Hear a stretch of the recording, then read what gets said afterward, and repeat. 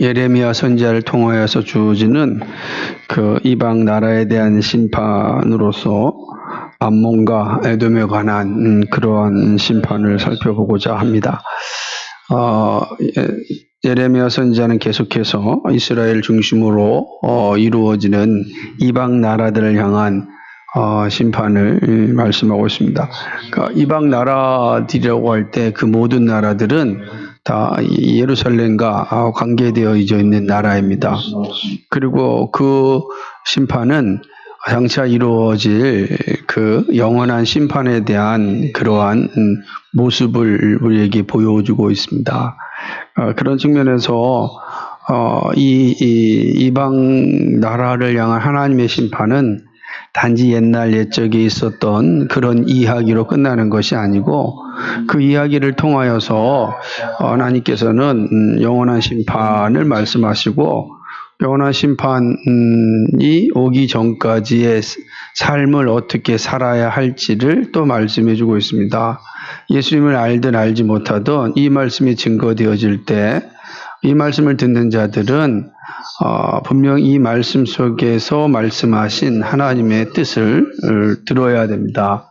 그 하나님의 뜻을 듣지 않은 자에게 주어지는 심판은 분명하기 때문에 그런 것입니다. 이집트를 시작으로 해서 블레셋 그리고 모압을 향한 그런 심판의 메시지를 전한 예레미야는 이제 모압을 거쳐서 암몬과 에돔으로 향합니다. 모압 바로 위가 에돔이거든요. 그러니까 사해를 중심으로 해서 사해 바다 좀 남쪽이 이제 모압이 있고 그 위가 이 암몬이 있는 지역입니다. 암몬 지역은 갓지파, 그러니까 이 모압 지역은 이제 베냐민 지파가 있다고 한다면 그 르우벤 지파가 있다고 한다면 바로 그 암몬 지역은 갓 지파가 있었던 그런 지역입니다. 우리가 여호수아 때 이제 가나안을 정복할 때 12지파를 통하여서 땅을 분배하지 않습니까? 그때 이제 요단 동편에 남아 있다기보다 만 지파, 르우벤 지파, 그 다음에 갓 지파인데 갓 지파가 큰 지역을 이렇게 그러니까 이게 분할을 받죠. 그래서 갓 지파가 지금 우리가 이야기하고 있는 암몬 지역에 이제 존재하게 되는 것입니다.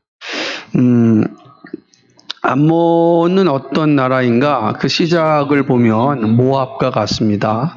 우리가 잘 알다시피 아브라함의 조카 롯의 롯과 그의 딸들이 동침하여 또 낳은 그런 후손들이 만든 나라가 모압이고 또 암몬이라고 할 수가 있습니다. 이 암몬도 마찬가지로 모압과 같이 이스라엘 백성들과는 계속해서 충돌을 일으키게 됩니다. 그 시작점이 어디냐면 이스라엘 백성이 이집트에서 출애굽하여서 가나안 땅으로 갈 때입니다. 홍해를 건너서 왕의 대로를 지나서 가나안 땅으로 들어갈 때 다 어디를 거쳐야 되죠? 암몬을 거치고 모압을 거치고 암몬을 거쳐서 여리고로 요단강을 넘어가는 건데 이 암몬도 이 모압과 같이 이스라엘 백성들이 자기 땅을 통과하는 것을 이제 허락하지 않았습니다. 그리고 우리가 잘 알다시피 그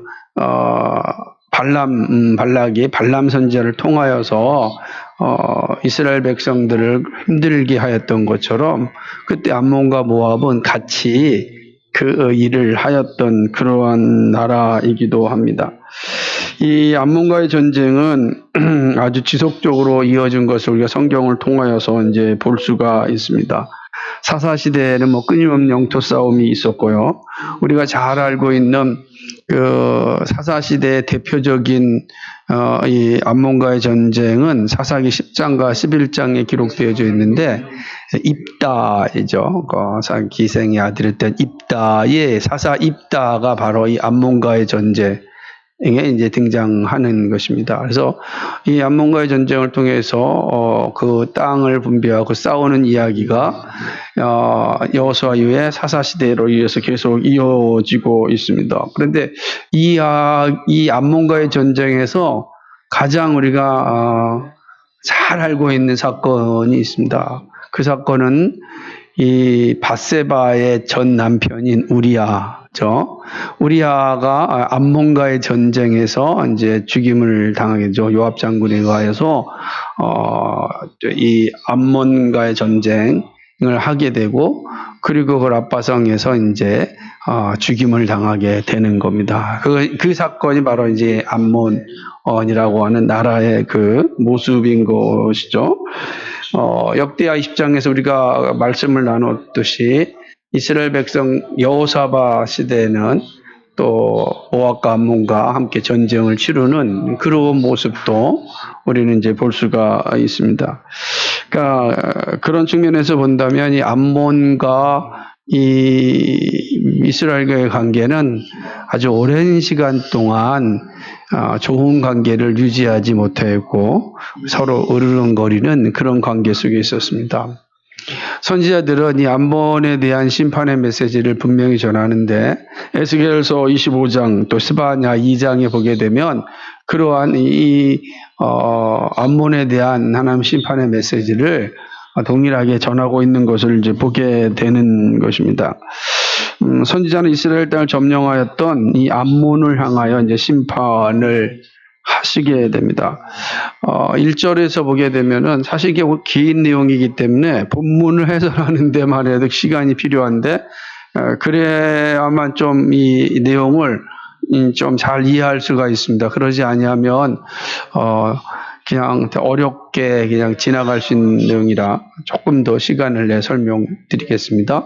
1절을 보게 되면 암몬 자손에 대한 말씀이라 여호와께서 이같이 말씀하시되 이스라엘이 무자하냐, 무슨 말이죠? 이스라엘이 아들이 없느냐, 또 뭐죠? 상속자가 없느냐.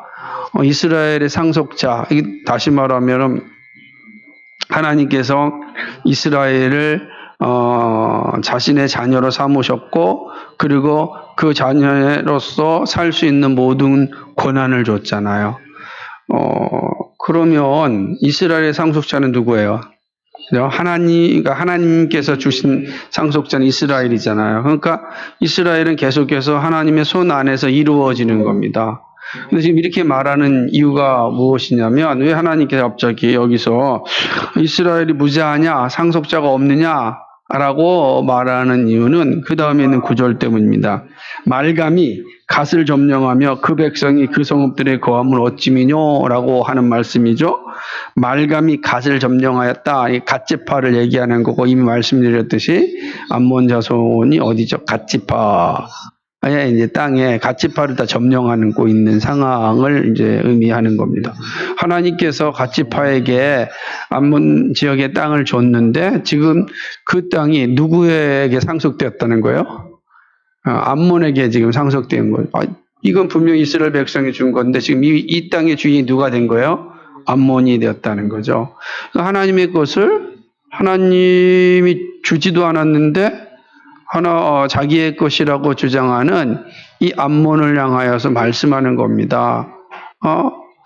도대체 이스라엘은 자식이 없느냐, 상속자가 없느냐, 어찌하여 말감이 갓을 점령하였냐. 이 말감은 뭐냐면 이 암몬이 섬기는 신입니다. 구약 성경에는 이 말감을 뭐라고 표현하고 있냐면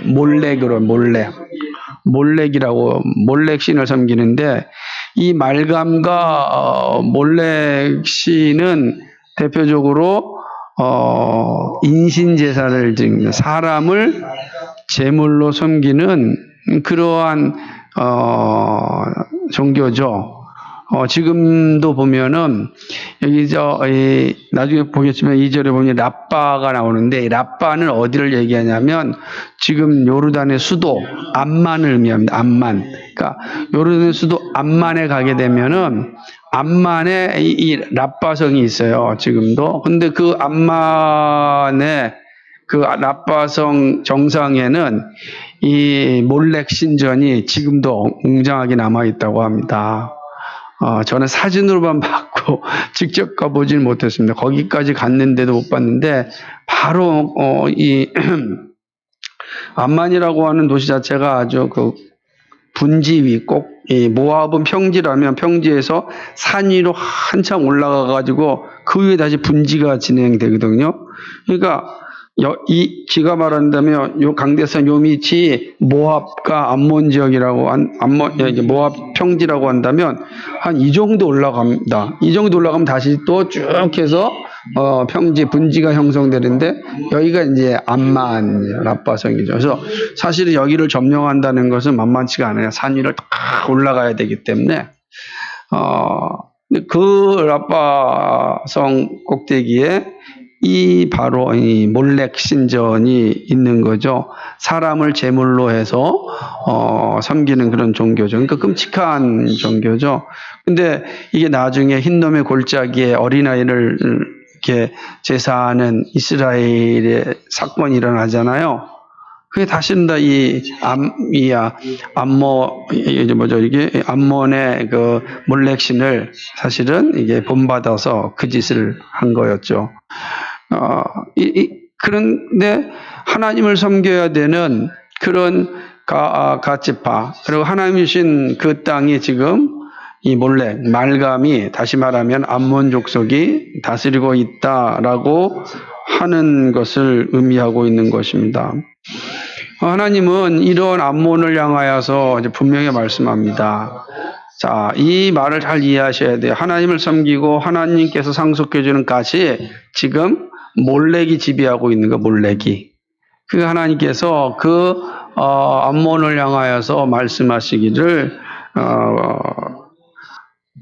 암몬은 철저하게 파괴될 것이다 라고 이야기하는 거죠. 그래서 2절에 보니까 나 여호와가 말하노라 보라 날이 이르느니 내가 전쟁 소리로 암몬 자손의 라빠에 들리게 하리라. 라빠는 거친 무더기가 되겠고 그 전락들은 불에 탈 것이다. 이 라빠는 아까 말씀드렸듯이 이 암만의 수도를 얘기하죠. 그러니까 거의 이제 이 암몬의 이제 수도와 같은 것을 얘기하는 겁니다. 그러니까 이 라빠가 완전히 무너질 것, 점령될 것이다. 그리고 거기에 있는 모든 집들이 전부 다 불에 태워질 것이다라고 이야기하는 겁니다. 그리고 이어서 헤스본 성이 애곡하고 아이 성이 황폐하게 될 것이다라고 이야기합니다. 헤스본 성은 바로 암만 밑에 이제 모압 평지에서 보게 되면 암만과 그다음에 모압 평지 특별히 그 르보산이 있거든요. 그 르보산이 있고 르보산 밑이 모압 평지니까 그 중간에 있는 이제 성이 이제 헤스본 성이란 말이에요. 그러니까 이 헤스본 성도 이 암몬에 있어서는 매우 중요한 성이 되는 겁니다. 그러니까 이런 성들이 점령되지 않으면은 암몬을 점령할 수가 없는 거죠. 물론 여기서 나타난 아이성은 이 가나안에 있는 그 아이성을 얘기하는 건 아니고 헤스본 옆에 있는 또 다른 한 성일 것이다. 명확하게 드러나 있지 않으니까. 그러니까 이런 지역을 지도를 살펴보게 되어지면 다 지금 이 라빠를 올라가는 그 요지에 있는 성들이에요. 근데 이 성들이 어떻게 된다고요? 전부 다 파괴될 것이다 라고 이야기하는 것입니다. 하나님께서 이렇게 암몬의 모든 성들을 파괴하면서 매우 의미 있는 말씀을 하는데 그것은 바로 4절에 이런 말씀이 있어요. 타락한 딸아 어찌하여 골짜기 내 흐르는 골짜기로 자랑하느냐 내가 어찌하여 재물을 의리하여 말하기를 누가 내게 오리요 하느냐. 암몬을 향해서 뭐라고 표현하죠? 타락한 딸이라 얘기하는 거죠. 이 어떻게 타락하였을까요? 이들은 뭘 의지하고 있는 거예요? 지금 골짜기를 의지하고 불을 의지하고 있는 거죠. 자신의 어떤 무식의 부유함을 가지고 자신의 모든 것을 할 수 있다라고 하는 이런 어떤 교만한 가운데 있는 거죠. 타락한 거죠. 겸손은 전혀 보이지 않는 거죠. 돈을 사랑함이 일만하게 뿌리라 이렇게 말씀하지 않습니까? 그러니까 암몬은 어떤 거예요? 그 악의 뿌리에 가득 찬 그런 나라인 겁니다. 그러니까 주변이 보이지 않는 거죠. 지금 똑같은 거예요. 이 강대국들이 자신들이 이 힘이 있다고 해서 가난하고 힘든 나라들을 그냥 내버려 두잖아요. 코로나 상황에서 백신을 가지고 자국에서는 1차, 2차, 3차를 맞아도 다른 나라 백성들이 지금 맞지 못해서 죽어가고 있는데도 눈 하나 깜짝하지 않잖아요. 눈 하나. 중요한 건 우리 먼저 한다. 그러면서 또 때때로는 함께 살아야 된다 이렇게 말하는 이러한 참 비참함이 나타나는 게 다 돈이죠. 지금 미얀마에서 저렇게 수없이 많은 사람들이 죽어가고 있는데도 중국은 내정 간섭을 하면 안 된다라고 하면서 움직이지 않잖아요. 다 거기에는 다 돈이 다 연관되어 있다. 이것이 일반적인 그런 상식 아니겠습니까? 근데 그것이 중국만 그러겠습니까? 안 그러겠어요? 그러니까, 강대국들은 자신들의 어떤 돈과 물질과 연관되어진다면 어떤 일도 하는 거죠. 근데 그것이 꼭 큰 강대국만 그러겠습니까? 우리는 안 그러겠습니까? 그죠? 우린 돈과 관련될 때 얼마나 불의한 일들을 많이 저지릅니까? 그죠? 우리가 이미 살펴봤던 그 LH 집권들의 그 모습도 마찬가지고 떠나서라도 얼마나 많은 사람들이 돈을 의지하고 돈을 우상으로 섬기고 돈으로 인하여서 얼마나 부끄러운 일고 추악한 일들을 많이 합니까? 과연 우리 가운데 돈 앞에 자신 있다고 말할 수 있는 사람 누가 있겠습니까? 가면 갈수록 아마 돈의 위력은 더 커질 겁니다. 돈의 위력은. 시대가 가면 갈수록 그래요. 교회도 가면 갈수록 그 돈의 위력 앞에 무력해지는 것을 보게 됩니다. 그러니까 우리도 초대교회 순수한 신앙의 모습은 전혀 볼 수 없죠. 그죠? 그렇게 되는 거죠. 아마 종종 그것이 더 옳다라고 말할 수는 없지만 그래도 종종 정말로 앞선 이 세대들은 하나님의 나라와 교회를 세우는 일에 있어서 정말 자신 있게 헌신하였거든요. 그거 해놓고도 부끄럽지 않았어요. 그런데 과연 우리는 얼마나 그럴 힘이 있고 자신이 있습니까?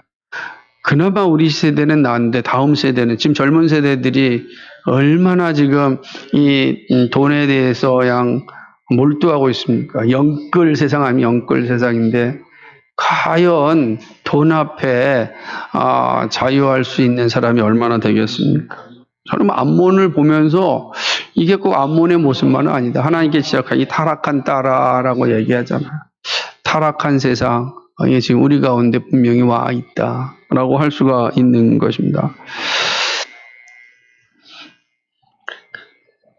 하나님은 부를 자랑하였던 암몬을 향하여 그것이 얼마나 허망한지를 말씀합니다. 그러나 포로가 되는 처지는 되지만 다 멸망하지는 않고 존재할 것이다 라고 6절에서 이제 여지를 남겨두십니다.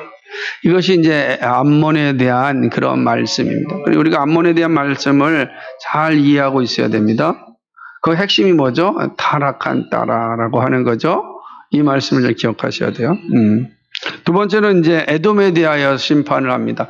근데 이 에돔에 대한 심판이 독특한 것인데, 왜냐하면 암몬에서 위로 올라가지 않고요, 그죠? 저 시리아 쪽으로 올라가지 않고 갑자기 모압을 건너뛰어서 그 남쪽인 에돔으로 이제 내려오는 것을 이제 보게 되는 것입니다. 그러니까 에돔은 어디냐면은 예를 들면 홍해 쪽, 소돔과 고모라 있는 쪽인데요. 지금으로 생각한다면 요르단의 남쪽인 페트라라고 하는 지역, 그 여지가 이제 에돔이라고 하는 지역이 되는 것입니다. 에돔은 어떻게 시작되었을까요? 에돔이라고 하는 땅은, 에돔이라고 하는 말이 불다라고 하는 거죠. 불다. 불다 그럼 누가 생각나요? 에서가 생각나지 않습니까? 에서가. 그러니까 에서의 후손들. 왜냐하면 에서가 이제 야곱과 있다가 에서가 집을 떠나서 정착한 땅이 어디냐면 세일 땅이라 그래. 세일 땅. 그러니까 세일 땅은 어디를 말하는가? 지금의 이제 에돔을. 그러니까 세일 땅 곧 에돔이다. 그래서 에돔 땅은 붉은 땅이다라고 이제 이야기하고 있습니다. 에돔 역시 이스라엘과 관련이 있는데 역시도 출애굽과 관련이 있습니다.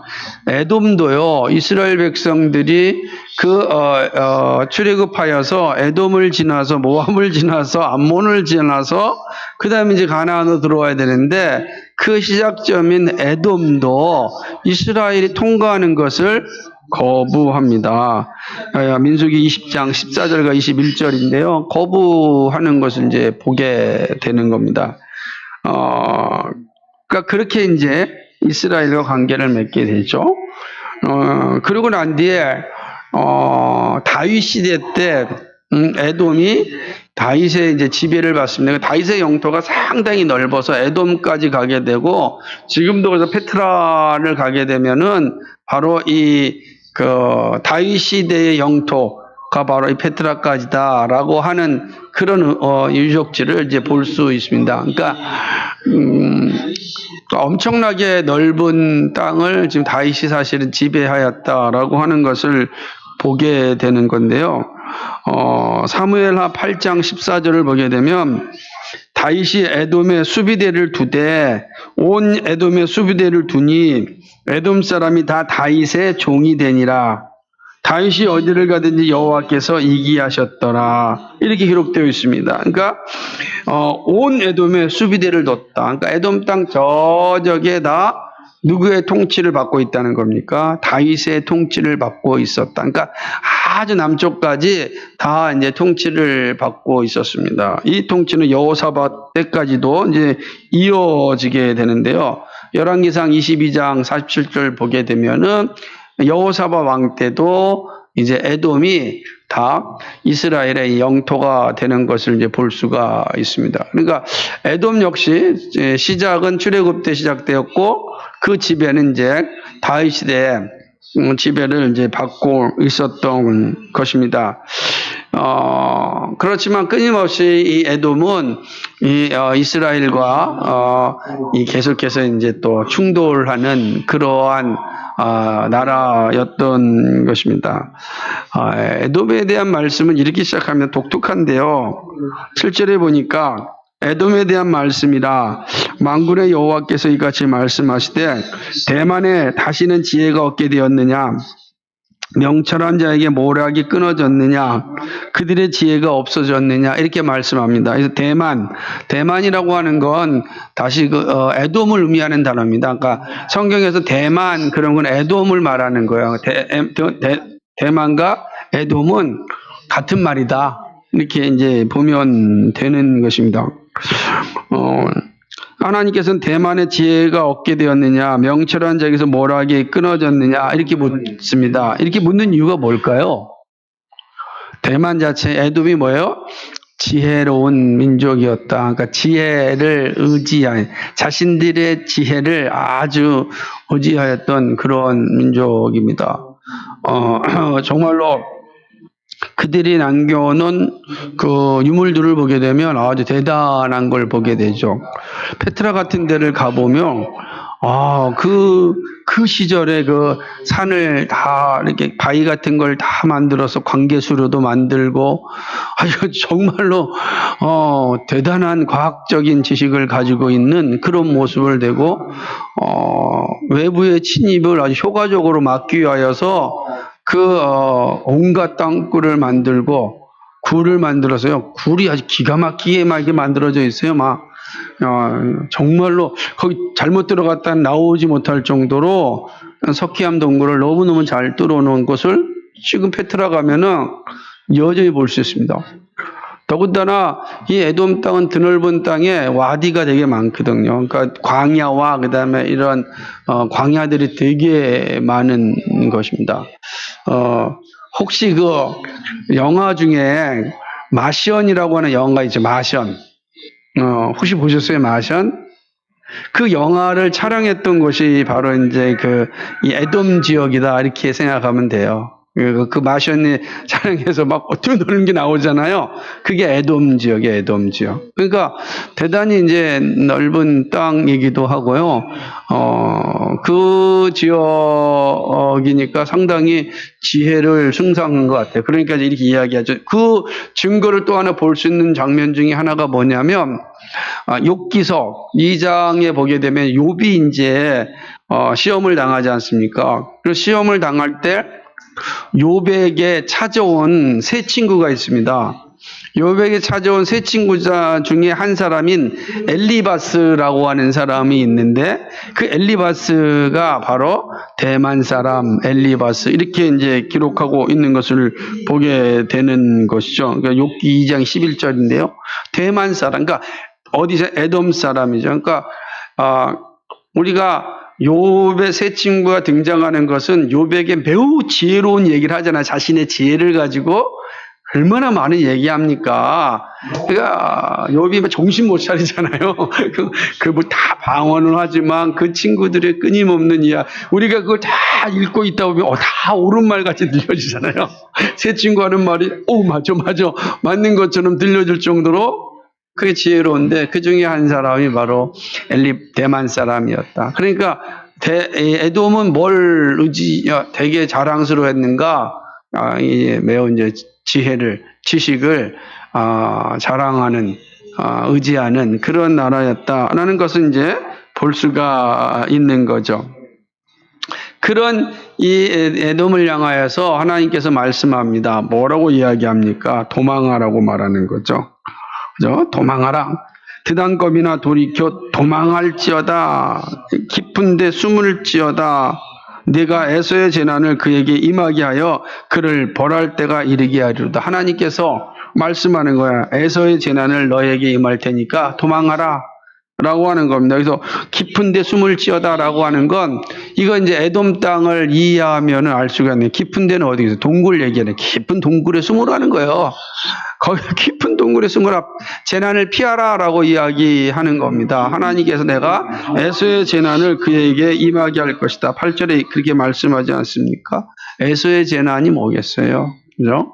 우리가 잘 알다시피 에서는 하나님의 말씀을 망령되이 여김으로 말미암아서 그는 하나님으로부터 축복을 받지 못하고 완전 이제 심판받는 자리에 서지 않았습니까? 그걸 얘기하는 겁니다.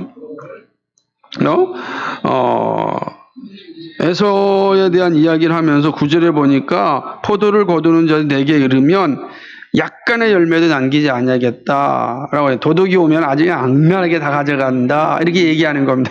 이게 무슨 말이에요? 완벽하게 다 너의 모든 것을 강탈해 갈 것이다. 다 빼앗아 갈 것이다. 나라가 철저하게 황폐하게 될 것이다 라고 하면서 10절에 그 사실을 에서의 적신으로 표현하고 있습니다. 에서로 적신이 되게 하여 그 비밀한 곳이 드러나게 한다. 이 무슨 말? 적신이 된다는 게 뭐냐면 벌거벗긴다는 겁니다. 에서를 벌거벗긴다. 비밀한 곳이 보인다. 그러니까 완전히 수치스러움을 나타내. 싹 벌거벗겼으니까 남는 게 아무것도 없다는 거예요. 그러니까 에돔이 어떻게 됐다는 거야? 그렇게 완전히 싹 벌거벗긴 상태처럼 되어 버릴 것이다 라고 이야기하는 거죠. 수치와 완벽한 멸망을 당할 것이다 라고 이야기하는 것입니다.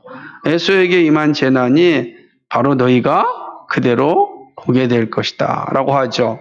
에서에 대한 재난에 대해서 히브리서 12장 16절 17절 말씀에 매우 의미 있는 기록을 합니다. 에서에 대한 기록인데요. 음행하는 자와 혹 한 그릇 식물을 위하여 장자의 명분을 판 에서와 같이 망령된 자가 있을까 두려워하라. 너희 아는 바와 같이 저가 그 후에 축복을 기업으로 받으려고 눈물을 흘리며 구하되 버림바가 되어 회개할 기회를 얻지 못하였느니라. 망령된 자였습니다. 버림바가 되었습니다. 회개할 기회를 얻지 못하였다. 이렇게 표현하고 있는 겁니다. 사실은 에서에 대해서 정말 이거 어마어마한 선언이잖아요. 회개할 기회를 얻지 못하는 망령된 자. 이거는 다른 말로 표현한다면 철저한 심판을 받은 자. 이게 이제 표현할 수가 있는 것입니다. 하나님께서 이 에서에게 내린 진노처럼 에돔을 진노할 것이다. 에돔을 심판할 것이다. 이렇게 말씀하는 것입니다. 11절에 보면 얼마나 이 어마어마한 심판이 임하면 그 땅에는 고아와 과부만 남을 것이다. 라고 하는 겁니다. 그죠? 진노의 잔을 마시지 않을 자가 없을 것이다. 라고 표현합니다. 그러면서 보스라. 이게 보스라성을 의미하는데요. 이 보스라는 어떤 성이냐면은 에돔에 있어서 가장 강력한, 그러니까 철옹성이다 이런 말 하잖아요. 결코 이 성은 뚫리지 않을 것이다라고 하는 그런 자신만만한 성읍인 보스라가 무너질 것이다. 이렇게 말씀하고 있는 것입니다. 그 얘기하는 거죠. 13절에 그런 말씀, 나 여호와가 말하노라 내가 나로 맹세노니 보스라가 놀랜가 수욕거리와 황폐한가 저주거리가 될 것이다. 모든 성읍이 완전히 황폐하게 될 것이다. 이렇게 이야기하는 겁니다.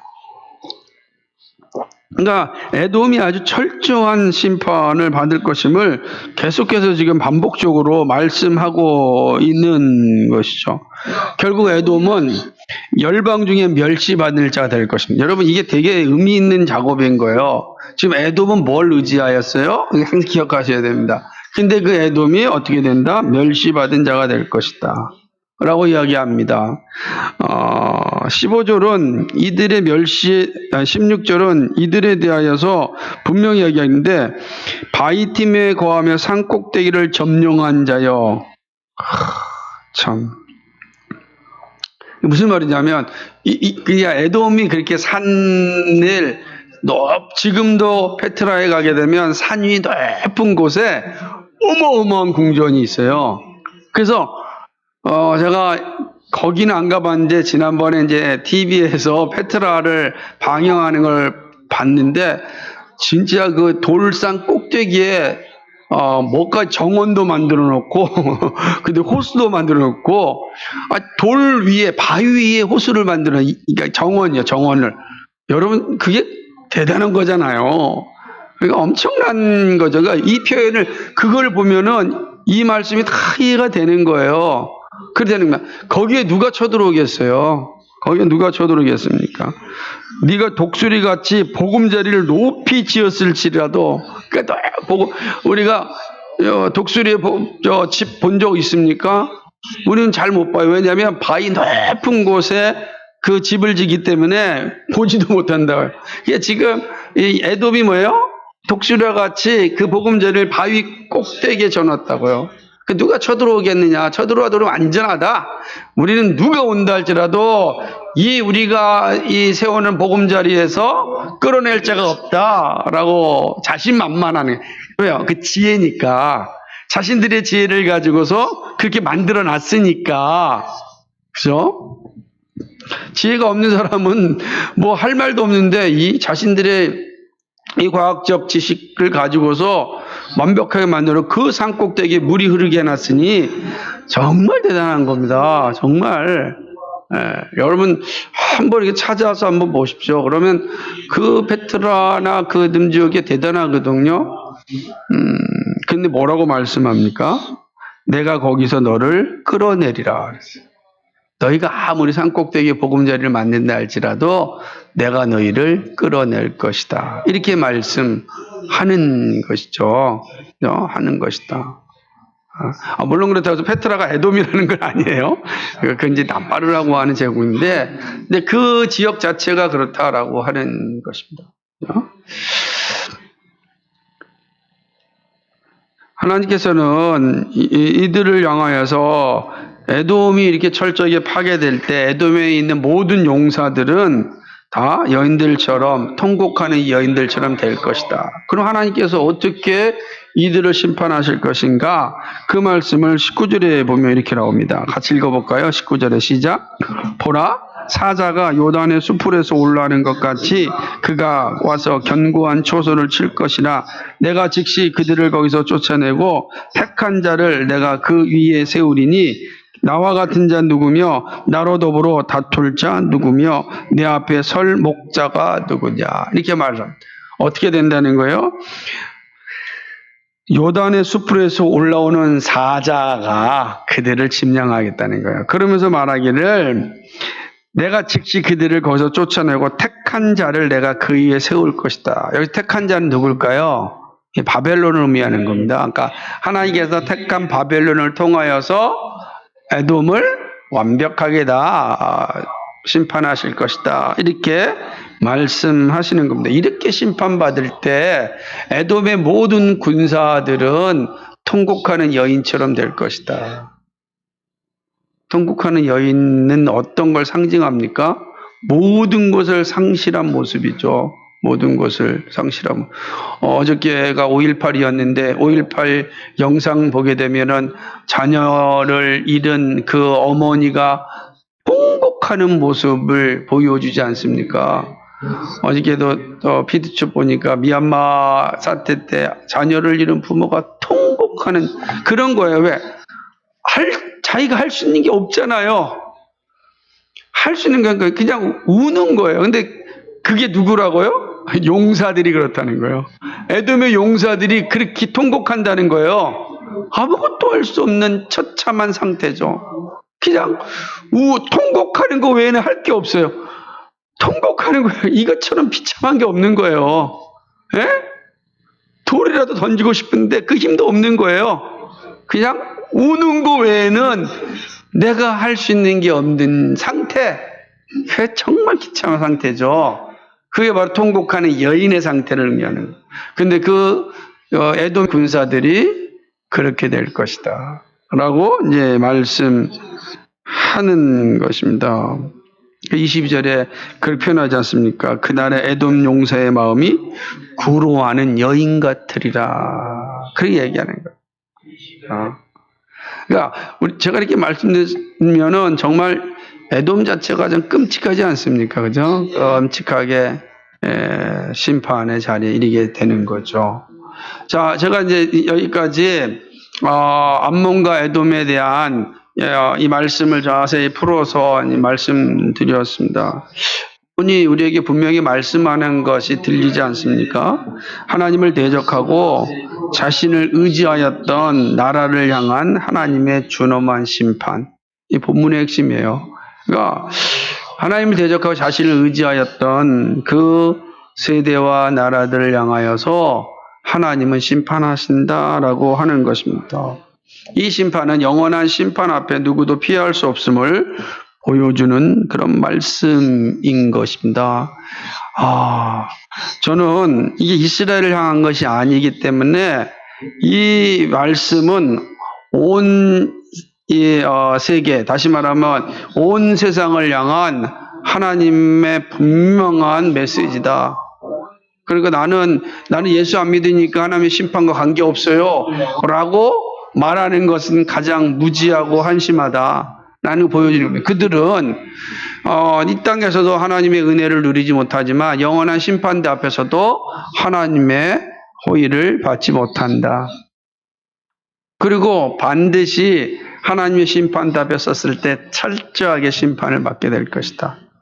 라고 하는 것을 보여주는 겁니다. 철저하게 심판에 이르게 되겠죠. 그런 측면에서 우리는 다시 오실, 그러니까 우리는 지금 중간기에 살고 있잖아요. 승천하실 주님과 다시 오실 주님 그 사이에 사는, 그죠? 우리 중간 시대에 사는 건데 이 중간기에 살고 있는 우리들이 어떠한 삶을 살아야 될 것인지를 우리는 늘 말씀을 통하여서 들어야 되는 겁니다. 그리고 중간기에 사는 사람들에게 이 말씀을 끊임없이 전해야 될 사명이 우리에게 있는 겁니다. 그 말씀을 알고 이 사실을 안다면 그 일을 해야 하는 것입니다. 자, 그렇다면 하나님을 대적하고 자신을 의지하였던 그런 나라를 향한 하나님의 준엄한 심판이 우리에게 주는 교훈이 뭘까? 첫 번째는요, 우상 숭배하는 자는 반드시 심판의 자리에 선다라고 하는 겁니다. 암몬은 두 가지 우상 숭배가 있지만 철저하게 이 몰렉을 향한 이 심판이 몰렉에 대한 심판을 하나님이 하는 겁니다. 몰렉은 대단한 신전을 가지고 있었습니다. 다시 말하면 예루살렘 성전과 방불한 그러한 신전을 가지고 있어요. 여러분, 제가 왜 이렇게 얘기하냐면 이 암몬 있는 도시와요, 그 다음에 예루살렘 도시는 이렇게 위에서 보면은 직선으로 같아요. 그럼 이 안에 뭐가 있냐면 쭉 내려와서 이쪽으로는 내려와서 모압 평지가 있고 사해가 있어요. 예루살렘에서는 내려와서 유대 강례가 있고 사해가 있어요. 그러니까 이렇게 내려오는 거예요. 그리고 이게 싹 올라가면은 위에서 예루살렘 산이 있고 이 암몬도 산 위에 있는 거예요. 예루살렘 성전이 이 예루살렘 산 꼭대기에 있고 이 몰렉 성전도 암몬 산 꼭대기에 있는 거예요. 다 꼭대기에 있는 겁니다. 그러니 얼마나 웅장하겠어요. 사람들이 예루살렘 보고 암만에 있는 이 몰렉의 신전을 보고서 우리의 신이라고 자랑하지 않았겠습니까? 하나님께서 분명히 선언하는 거죠. 근데 여러분, 그 몰렉 신전은 지금 폐허가 돼서 아무것도 남아있지 않습니다.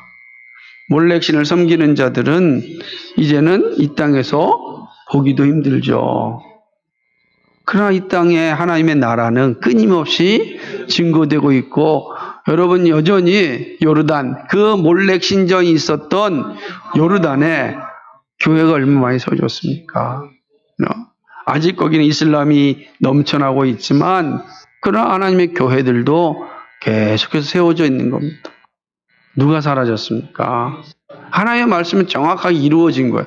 이 시점에서 보면은 몰렉은 나빠성은 완전히 말감이 다스리는 그 성은 완전히 사라졌지만 그러나 예루살렘 하나님의 나라 하나님의 교회는 여전히 세워지고 있음을 우리에게 이제 보여주고 있는 거죠.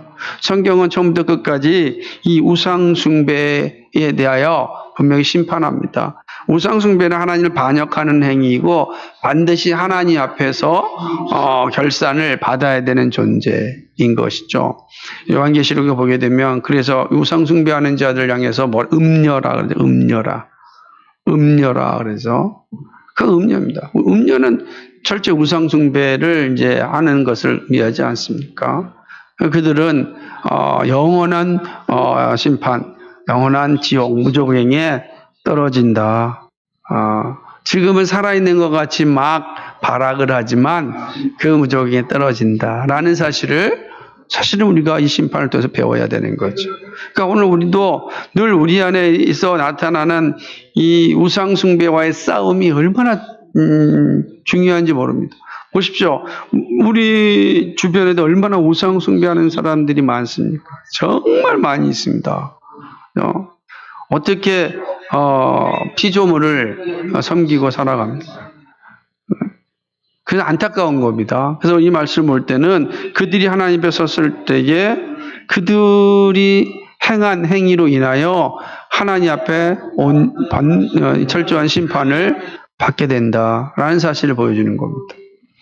두 번째는요, 우리 본문을 통해서 볼 수 있는 건 만몬을 숭배하는 자들의 멸망입니다. 타락한 따라 4절 말씀에 있는 것처럼 타락한 따라 라고 하지 않습니까?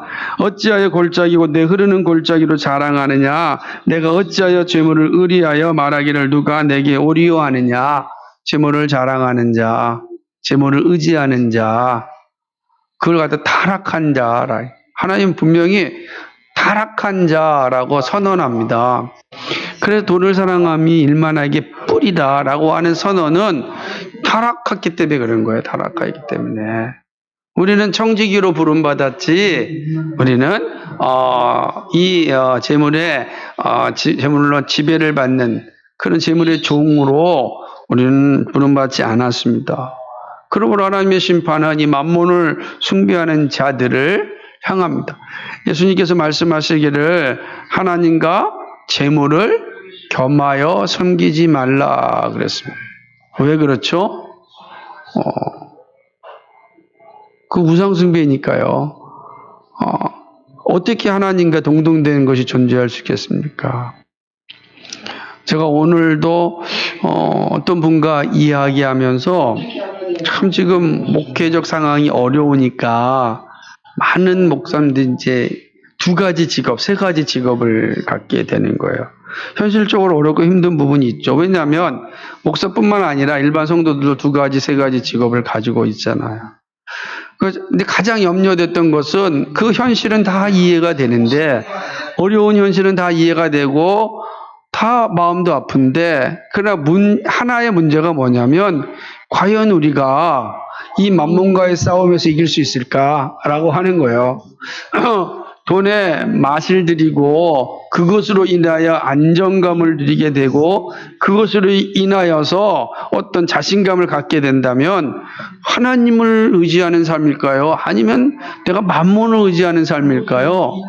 되게 혼돈스러운 상황이 오게 될 것이다. 내가 정말로 하나님을 의지하면서 내가 살아가는가? 아니면 내가 지금 만몬을 의지하며 살아가는가? 이게 엄청난 혼돈의 상황이 오고 있다. 이게 이제 일반 어떤 성도들이 아니라 목회자에게 일어난다고 한다면 어떻게 될까? 이게 정말 걱정이 돼서 기도하지 않을 수 없다. 왜냐하면 실제로 보게 되면 부를 소유한 분들은 매우 자유롭고 자신만만해요. 그러니까 복음 앞에서 자신만만한 게 그 외적인 조건이 된다면 되겠습니까? 근데 현실이 그렇다는 거예요. 참 어려운 문제가 있다라고 하는 거예요. 그래서 결국은 네가 정말 네가 여기 있는 말씀처럼 어찌하여 재물을 사랑하고 의지하느냐 이렇게 하잖아요. 정말 네가 하나님을 의지해야 되는데 재물을 자랑하고 의지하느냐? 타락한 자들아. 그런 자들 향하여 하나님께서 반드시 심판하신다라고 말씀하는 겁니다. 두 주인을 섬기고 있으니 반드시 너를 심판하겠다. 우리는 이 말씀 앞에 우리에게 주시는 하나님의 가르침을 잘 생각해 나는 어떤가라고 늘 기억해야 된다라고 하는 것이죠. 분명한 사실은 타락한 자들, 재물을 자랑하고 의지하는 자들은 반드시 심판의 자리에 서게 되는 겁니다. 왜냐하면 그 재물 자랑함이 끊임없는 악을 생산해 내기 때문에 그런 것이죠. 그 사실을 이야기하는 겁니다. 그래서 우리는 이 암몬을 향한 하나님의 심판의 메시지를 정말 잘 되새기면서 예수님께서 말씀하셨던 그 의미를 다시금 생각해야 되는 겁니다. 우리 무엇을 섬길 것인가? 우리가 늘 얘기하듯이 그 부자 청년이 다시금 근심하여 돌아갔던 그 장면을 기억해야 됩니다. 그렇죠? 없었으면 근심할 거리가 없었어요. 근심하여 돌아갔다라고 하는 사실은 매우 실제적인 모습입니다. 그래서 우리는 정말 끊임없이 성령님께 의지하면서 살아가야 되는 것이고 정말 궁극적으로 와구의 기도처럼 정말 일용할 양식으로 감사할 수 있는 믿음이 정말 우리에게 있어야 됩니다. 하나님 정말 감사합니다. 감사합니다. 그래야 우리가 이 만몬 숭배의 자리에서 도망칠 수가 있다는 것입니다. 이 두 번째고요. 세 번째는 자신의 지혜를 의지하는 자는 그 지혜로 멸망한다라는 사실이죠. 우리가 지금 계속해서 잠언을 공부하고 있는데 잠언에서 강조하는 것 중에 하나가 뭐냐면 지혜로운 자와 미련한 자, 의인과 악인을 계속 비교하잖아요. 근데 지혜로운 자와 미련한 자, 의인과 악인에 있어 핵심이 뭐냐면 여호와의 도, 하나님의 말씀을 듣느냐, 듣지 않느냐에 있는 거예요. 지혜로운 자는 어떤 사람이냐면은 여호와의 말씀을 의지하는 자예요. 미련한 자는 누굽니까? 자신의 지식을 의지하는 자죠. 그러니까 하나님을 경외하는 것이 아니라 자신을 섬기는 자입니다. 잠언이 끊임없이 얘기하잖아요. 그러므로 하나님께서 그 악인에게 하나님의 놀라운 선물을 주겠느냐. 지혜로운 자에게 부를 주면은 그 부가 정말로 부유하게 되겠지만 악인에게 주는 그 물질은 그를 멸망에 이르게 한다는 거죠. 그 멸망에 이르게 하는 거예요. 자신의 지혜를 의지하며 살아가는 자는 그 지혜로 인하여 멸망하게 된다라고 하는 거죠. 에돔을 향해서 이야기하지 않습니까? 자, 너희는 도대체 지혜자가 어디 있느냐? 어디 갔느냐? 너 그렇게 지혜를 자랑했는데 지혜를 가지고서 우리의 그러니까 보금자리를 저 산 꼭대기에 숨겨놨는데 누가 쳐들어올 시겠느냐? 우리가 완벽하다라고 생각하는데 하나님께서 그걸 다 멸망할 것이다 하잖아요. 그들이 의지하였던 지혜로 그들은 심판에 이르게 되었습니다. 우리는요, 우리의 지혜를 의지하며 사는 것이 아닙니다. 하나님의 지혜를 의지해야 됩니다. 그래서 야고보서에 있는 말씀처럼 지혜를 구하라. 그러면 후히 주시고 꾸짖지 아니하실 것이다. 꾸짖지 아니하시고 후히 주시는 하나님이 우리에게 구하는 대로 지혜를 주신다 말씀하지 않습니까? 하나님의 지혜를 구하고 의지해야지 사람의 지혜와 지식을 의지하는 게 아니죠. 그러면 하나님의 지혜를 어떻게 얻습니까? 잠언이 우리에게 이야기하지 않습니까? 여호와를 경외하는 것이 지혜와 지식의 근본이니라. 그러니까 우리가 하나님을 온전히 의지하고 그 하나님을 경외할 때 하나님이 주시는 지혜가 우리에게 있는 겁니다. 그 말은요, 그냥 내가 하나님을 경외하고 의지하면은 갑자기 지혜가 생긴다는 게 아니고, 우리가 하나님을 경외하고 의지한다는 것은 그의 말씀을 따라 생각하고 그의 말씀을 따라 행동하고 그의 말씀을 따라 순종하는 자, 그의 말씀을 배우고자 열심을 내는 자를 의미하는 거예요. 그 경외한다는 거예요. 네? 그럴 때 하나님의 지혜가 우리 가운데 주어지고 그 지혜는 우리를 부요한 자로, 하나님이 주신 참된 부요한 자의 삶을 살게 하는 것입니다. 그 누구도 허물지 못하게끔 하신다는 거죠. 그래서 여러분 잘 보세요. 이 장면과 다윗의 장면을 비교해 보세요. 다윗은 사울을 피하여서 그 광야의 동굴 생활을 했잖아요. 한 번도 걸리지 않았어요. 그죠? 광야 동굴에 있을 때 사울이 찾다가 못 찾잖아요. 왜요? 하나님이 막아주셨기 때문이죠. 근데 에돔을 향해서 뭐라 합니까? 깊은 곳에 들어가라. 동굴을 만들어라. 산 위에 보금자리를 만들어놔라. 하나님 뭐라고 하십니까? 내가 다 끌어내릴 것이다.